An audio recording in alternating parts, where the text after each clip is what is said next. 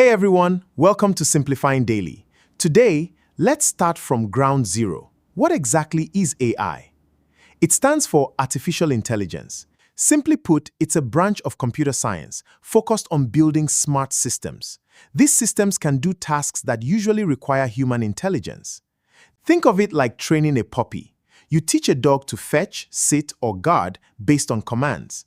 In AI, we're training computers to do things humans normally do. But before researchers could train intelligent machines, they had to ask a bigger question.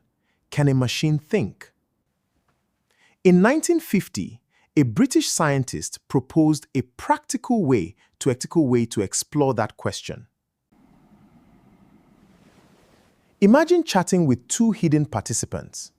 One is a human, and the other is a computer. You cannot see them. You only read their answers and try to guess which one is the machine.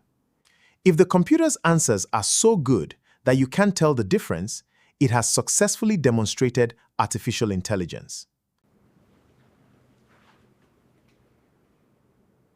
It is like a trained dog obeying a command without seeing the treat. Is it truly understanding or simply recognizing patterns? That was exactly the scientist's spark. But sounding human does not mean a machine has feelings, consciousness, or that every answer is correct. But there was still one important problem.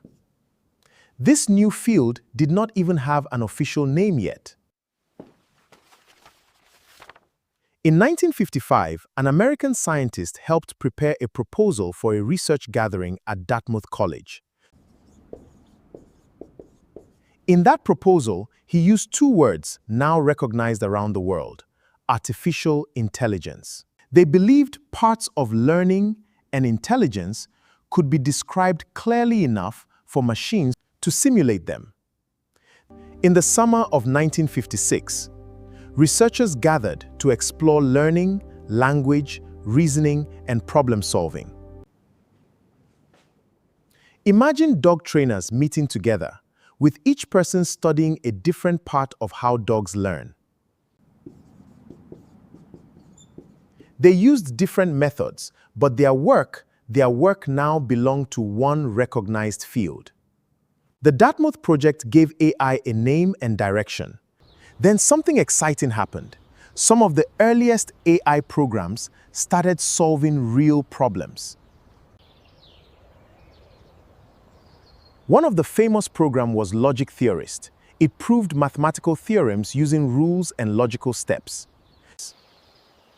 It eventually proved 38 theorems, including some from a respected mathematics book. To researchers, this felt like a breakthrough. If machines could reason through mathematics, what else can they do? But that was like teaching a puppy to sit, then assuming it would soon understand every command. Early AI performed well inside small, controlled problems, but struggled when situations became more complicated. The achievements were real, but expectations grew much faster than the technology. But the promises soon became much bigger than what the technology could actually deliver.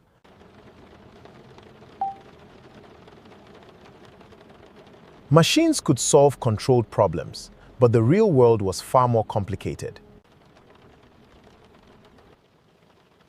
Computers were expensive and limited, while early AI struggled outside its programmed rules. Progress failed to match expectations, so organizations began questioning the value of AI research. Imagine promising that a puppy will understand every command after only 1 month of training. When that impossible promise fails, the sponsors may stop paying even though the puppy is still learning. AI did not disappear, but excitement cooled. Overpromising had damaged trust in its real potential. But researchers changed the question to, what if a machine became extremely good at one specific job? That unique idea helped create expert systems. AI was then designed around knowledge from human specialists. And the system started using rules like, if these conditions are true, then recommend this action. One famous example, XCon, helped Digital Equipment Corporation configure computer systems.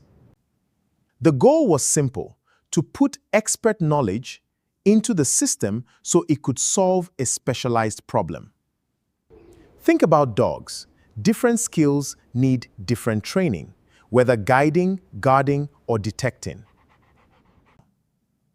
Expert systems became useful, but being excellent in one area did not mean understanding everything. What if you stopped telling a computer every single rule and simply showed it enough examples to learn from? In the last episode, we talked about how expert systems relied heavily on humans writing rules. If this happens, then do this. But the real world has far too many situations for humans to write every possible rule. Machine learning takes another approach, by giving the computer enough data and allowing it to discover useful patterns. Back in the 1950s, Arthur Samuel built a checkers program that could improve through experience. Later, learning techniques improved, allowing systems to adjust when their predictions were wrong. Think about a dog. You show examples, it makes mistakes, you correct it, and gradually it improves. Machine learning follows that principle. Learn from examples, adjust, and improve over time. Learning from examples was a breakthrough, but modern AI needed to understand much deeper and more complex patterns. Neural networks use layers of connected units to learn useful patterns and representations from data. With better techniques, more computing power, and more data, deeper networks became increasingly powerful. This helped drive major advances in areas like speech, images, and language. Then, in 2017, 8 researchers published a paper called "Attention is All You Need" and introduced an architecture called the transformer. Its key idea was attention, learning which pieces of information are most relevant to one another. Imagine I say, bring the blue ball beside the chair, not the red ball beside the door.